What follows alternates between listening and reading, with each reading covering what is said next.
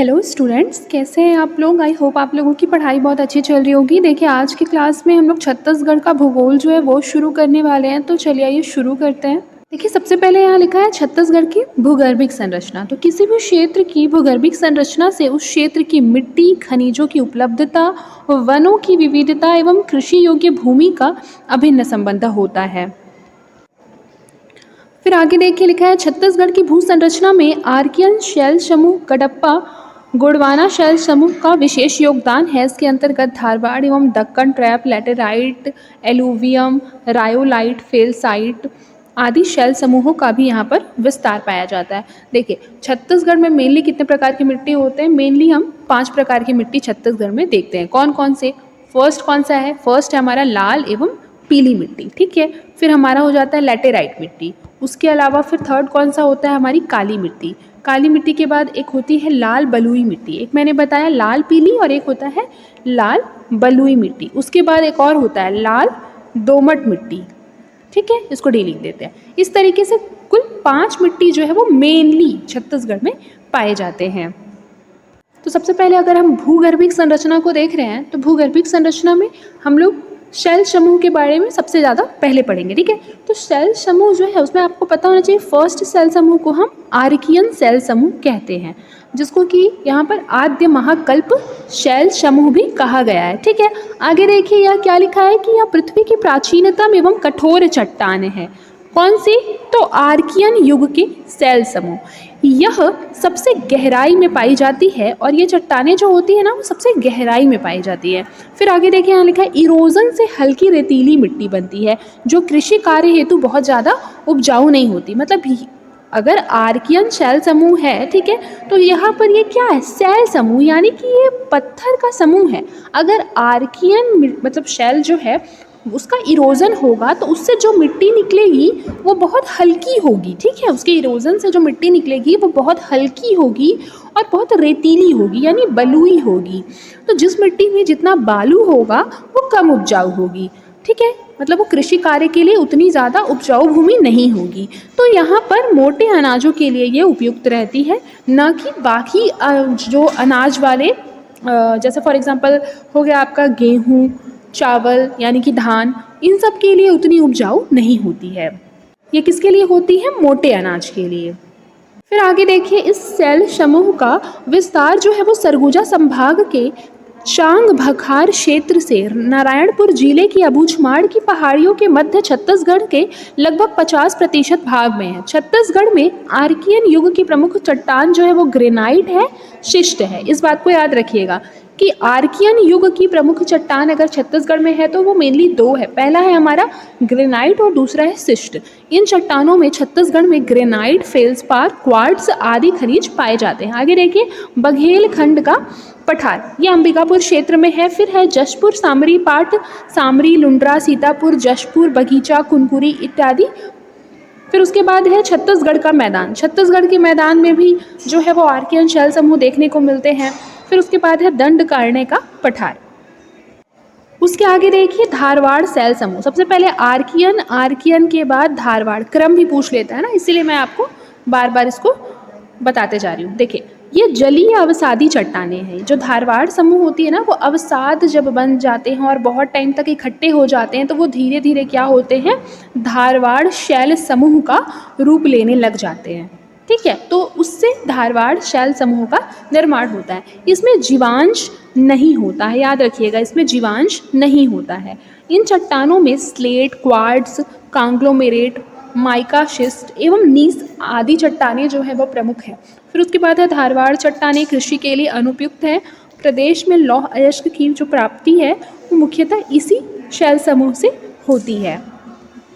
फिर आगे क्या लिखा हुआ है? आगे हमारा लिखा है कि छत्तीसगढ़ की बाह्य सीमा पर चारों ओर धारवाड़ क्रम का विकास है। मतलब ये आपका छत्तीसगढ़ का मान लीजिए मैप है, तो ये जो बॉर्डर वाला एरिया है ना चारों ओर, ये सीमा वाला एरिया, वहाँ पर धारवाड़ क्रम के चट्टान है, ठीक है। इसको याद रखना है।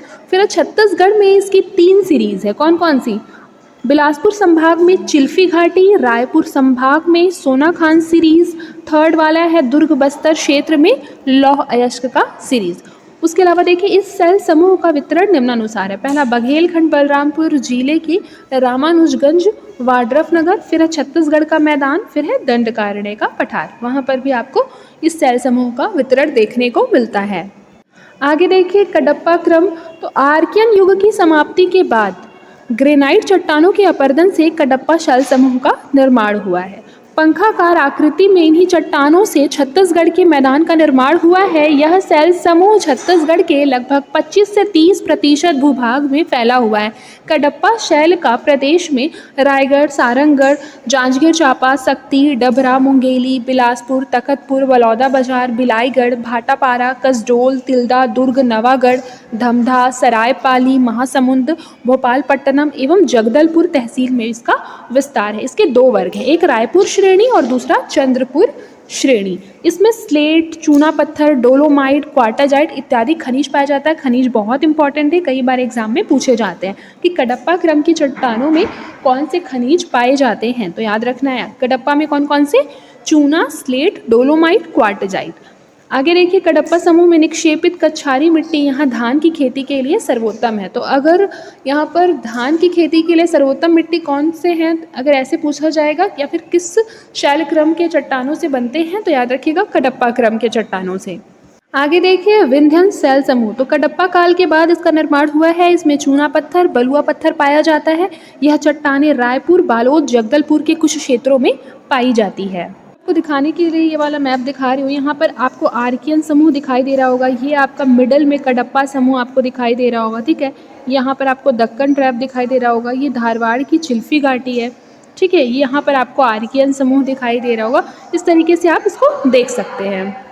फिर आगे देखिए यहाँ पर लिखा है प्री कैम्ब्रियन शैल समूह। तो ज्वालामुखी उद्भेदन से कडप्पा समूह के दक्षिण पश्चिम भाग में इसका निर्माण हुआ है। यह दुर्ग, बालोद जिला एवं राजनांदगांव के कुछ क्षेत्रों में पाया जाता है। मतलब प्री कैम्ब्रियन का बेसिकली जो उत्पत्ति है वो ज्वालामुखी उद्गार से हुई। आप लोगों ने देखा होगा कई बार ऐसा होता है ना कि भूगर्भ के भीतर से ज्वालामुखी उद्गार होती है, तो फिर वो धीरे धीरे क्या होगी, लावा बहने लगेगी और बहुत टाइम तक वो ठंडा होने के बाद क्या बना लेगा, वो एक बहुत ही ठोस यानी कि वो रॉक में बदल जाएगी ना, चट्टानी संरचना में बदल जाएगी। तो इस प्रकार से प्री कैम्ब्रियन शैल समूह का निर्माण हुआ है। अब हम लोग देखेंगे लमेटा एवं दक्कन ट्रैप।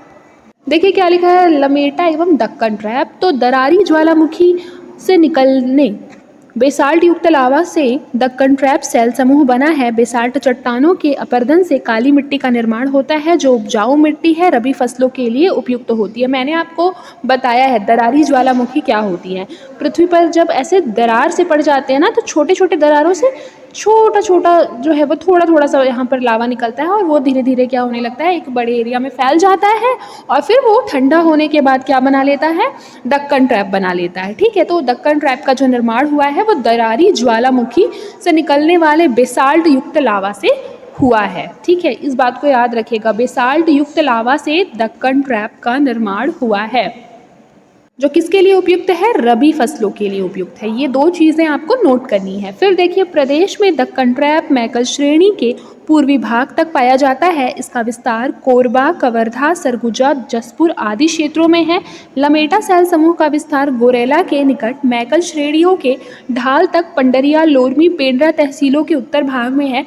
दक्कन ट्रैप में बॉक्साइट के भंडार हैं। यह हमारा सबसे ज़्यादा इम्पॉर्टेंट है, गोंडवाना शैल समूह। तो नदियों के अवसादों के रूप में युगों से जमे वनस्पति एवं जीवों के अवशेषों से इन चट्टानों का निर्माण हुआ है। छत्तीसगढ़ के लगभग 17% भाग में गोंडवाना शैल समूह का विस्तार है। महानदी घाटी के साथ साथ गोंडवाना क्रम की शैल दक्षिण पूर्व की ओर फैली है। इन चट्टानों में मुख्यतः कोयला पाया जाता है, साथ ही लौह अयस्क भी पाया जाता है, लेकिन मुख्यतः कोयला पाया जाता है, ठीक है।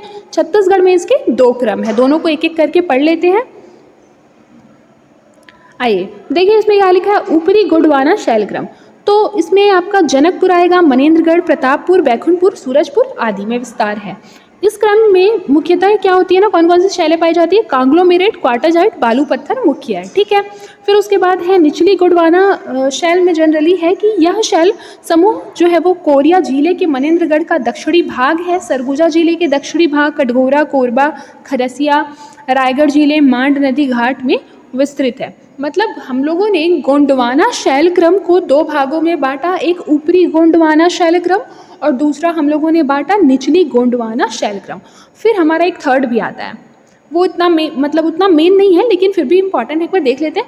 मध्य गोंडवाना, तो मध्य गोंडवाना शैल का अधिक विकास छत्तीसगढ़ में प्रायः नहीं हुआ है, याद रखिएगा। तो अगर स्टेटमेंट बेस्ड जो क्वेश्चन है और ये लिख दिया कि मध्य गोंडवाना का जो विकास है वो छत्तीसगढ़ में पर्याप्त मात्रा में हुआ है, तो ये स्टेटमेंट बिल्कुल ही आपका रॉन्ग होगा, ठीक है। फिर आगे देखिए, लैटेराइट, यह दक्कन ट्रैप के छरड़ से बनता है। लैटेराइट कैसे बनता है? दक्कन ट्रैप के छरड़ से। इसमें फसल उत्पादकता कम होती है। रायगढ़, बिलासपुर, जसपुर के कुछ हिस्सों में भी इसका विस्तार है। याद रखिएगा कि कई बार ना लैटेराइट मिट्टी जहाँ पर बहुत ज़्यादा पाई जाती है उसको हम लोग क्या बोल देते हैं कि वो बंजर भूमि है। मतलब इस मिट्टी में इसका क्योंकि निर्माण जो है वो निच्छालन से होता है, यहाँ तो साफ साफ लिखा है ना, निच्छालन या छरड़ से होता है। तो ये मिट्टी जो होती है वो बहुत एसिडिक होती है, एसिडिक मिट्टी होती है। जो हमारा लेटेराइट मिट्टी होता है वो कैसा होता है? नेचर में एसिडिक होता है, अम्लीय होता है। तो अम्लीय होने के कारण इसमें क्या होता है, ये फसलों के लिए उतना उपयोगी नहीं होती है, बल्कि इस मिट्टी का उपयोग जनरली भवन निर्माण कार्यों में किया जाता है, क्योंकि मिट्टी बहुत कठोर होती है ना। तो अगर कठोर रहेगा मिट्टी तो जल तो अच्छे से बढ़ नहीं पाएगा। अब हमारा है जलोढ़ मिट्टी। नदी घाटी, नालों के तटों पर यह मिट्टी पाई जाती है। छत्तीसगढ़ के बहुत कम हिस्से में इसका विस्तार है, विशेषकर सरगुजा और जशपुर जिले के कुछ भाग में। छत्तीसगढ़ की भूगर्भिक संरचना विभिन्न युग की शैलों से निर्मित है, जो आर्कियन युग से आधुनिक युग तक की है। उपरोक्त प्रमुख शैल समूहों के अतिरिक्त प्रदेश के अन्य क्षेत्रों में रायोलाइट, फेल्साइट चट्टानों का समूह भी पाया जाता है। इन शैल समूहों ने छत्तीसगढ़ को खनिज के मामले में समृद्ध बनाया है। जलोढ़ मिट्टी के बारे में ना आप लोग एक बात अच्छे से याद रखिए कि इसको इंग्लिश में क्या बोलते हैं? एलुवियल सॉइल बोलते हैं, एलुवियल सॉइल, ठीक है। ये जो सॉइल होता है ये बहुत उपजाऊ होता है, जो कि जनरली नदियों के द्वारा लाई गई मिट्टी से बनता है। इसमें पोटाश, चूना ये सब भरपूर मात्रा में होता है, लेकिन क्या नहीं होता है? नाइट्रोजन और जो फास्फोरस होता है ना, ये इसमें उतना नहीं होता है। यह बहुत ही चिकनी और एक तरीके से बोला जाए गाद, रेत, बजरी इत्यादियों का ये मिश्रण होता है। इस वजह से ही ये ज़्यादा उपजाऊ होता है, क्योंकि हर तरीके की मिट्टी का ये मिश्रण होता है। और यही रीज़न है कि कृषि के लिए इसको आदर्श मिट्टी माना जाता है। किसे? जलोढ़ मिट्टी को, खासकर धान, गेहूँ, गन्ना इत्यादि सब्जियों के लिए। और ये जो मिट्टी होती है वो कैसी होती है? हल्के भूरे रंग की होती है। इसकी उपजाऊपन अधिक होती है, पोषक तत्वों की इसमें बहुत ज़्यादा मात्रा होती है, ठीक है। जल धारण क्षमता इसकी अच्छी होती है। आई होप कि आज जो कुछ भी मैंने आप लोगों को पढ़ाया होगा वो चीज़ आपको अच्छे से समझ में आई होगी। नेक्स्ट क्लास में हम लोग दूसरा टॉपिक पढ़ेंगे। एक बार देख लेते हैं कल क्या पढ़ना है। अच्छा, कल की क्लास में हम लोग पढ़ेंगे छत्तीसगढ़ का धरातलीय स्वरूप, ठीक है। आज के लिए बस इतना ही, मिलते हैं नेक्स्ट क्लास में। तब तक के लिए अपना ख्याल रखें और मन लगाकर पढ़ाई करते रहें।